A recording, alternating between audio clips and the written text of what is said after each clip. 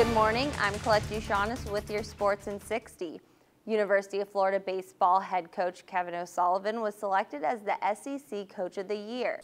Tent City is located in southeast Gainesville by the Gainesville-Hawthorne State Trail, just steps away from Larry Carlton's business. Today in the Pedro Bravo trial, witnesses described how Christian Aguilar's body was found. That's our top story for Friday, August 8th. I'm Colette DuChanois. SEC football media days continue today in Hoover, Alabama. Georgia, Ole Miss, Alabama, and Kentucky will all appear on day 4. The largest tournament that's been held at Nations Park over the past 2 years took place earlier this year in February. The Tampa Bay Rays won all 3 games against the New York Yankees. Gojo just added sausage, egg, and cheese and bacon, egg, and cheese sandwiches to their menu. They're looking to add iced coffee next. The San Antonio Spurs had the best shooting half in NBA Finals history. Around 80 officers responded to the house behind me on Sunday, including the entire SWAT team. The World Cup final is set. Argentina will take on Germany in the title match on Sunday. When new parents leave UF Health Shands Children's Hospital with their newborn, they must already have an age and size appropriate car seat in good condition. The SEC baseball tournament continues today in Hoover, Alabama. The University of Florida softball team won their first national title in school history. A federal judge has rejected an attempt by 7 former professional football players to intervene in a tentative class action settlement of concussion claims that would cost the NFL at least $765 million.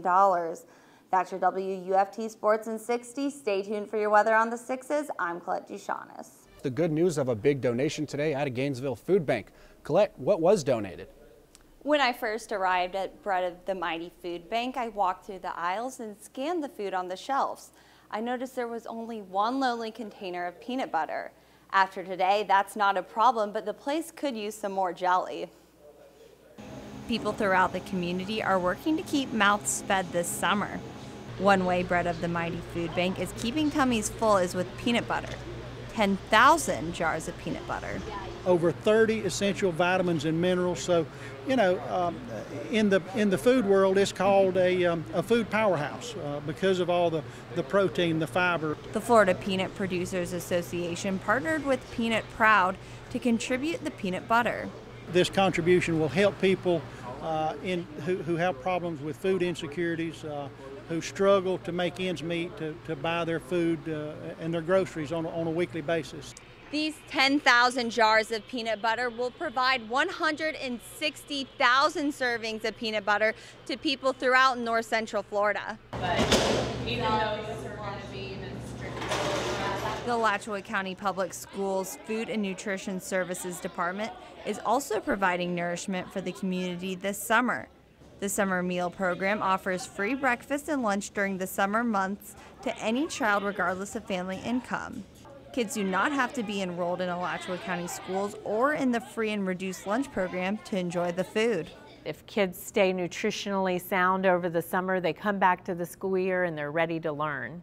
The summer meals provide food that is both nutritional and tasty. Today we're having chicken nuggets, broccoli, an apple, and fruit kind of slushy. Last summer, the program provided 35,000 lunches and 21,000 breakfasts. This summer, Nutrition Services is expecting to serve even more meals to the kids. The summer meals are served at 32 locations throughout Alachua County. The list of locations is on the school board's website, but you can also download the app NutriSlice. Just type in your zip code and the app will tell you what location is closest to you. Reporting from UF's Innovation News Center, Colette DuChanois, WUFT News.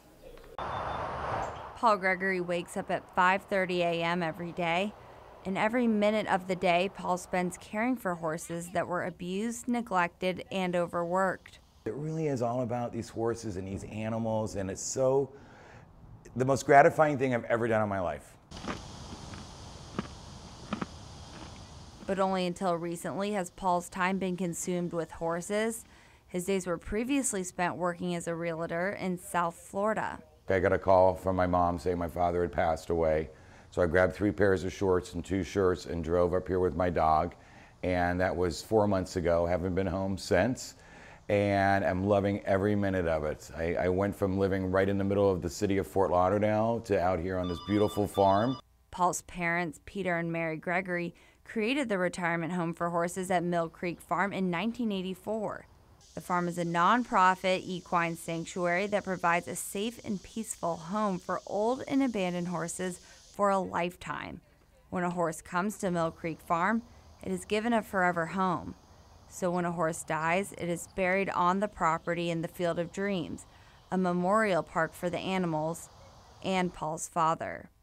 After Peter died in March, his ashes were scattered in the Field of Dreams. 31 years he dedicated his life and hardly ever left the property. He wanted to stay with his animals. And now Paul is taking over his father's job to ensure forever still means forever. 2 things I promised my dad before he passed away.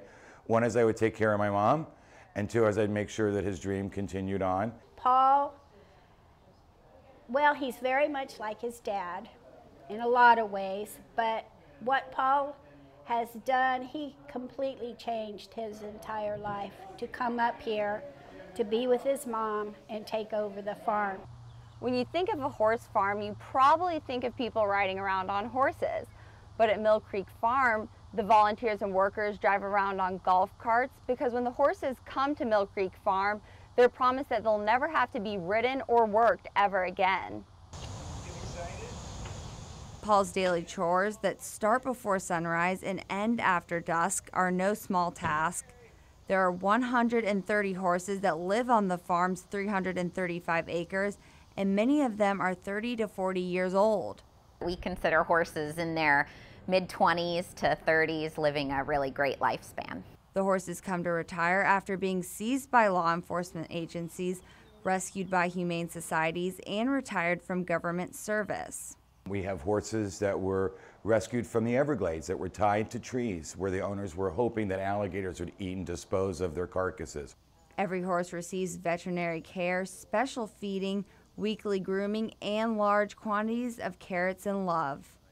The horses that come from hard lives require a large amount of attention, but Paul's happy to give them his time. You never know what's going to happen from one minute to the next, and it's a place like, I don't know how to describe it, but it's where you can change an animal's life, but an animal can change yours. And people's lives are changed here. My life's been changed forever.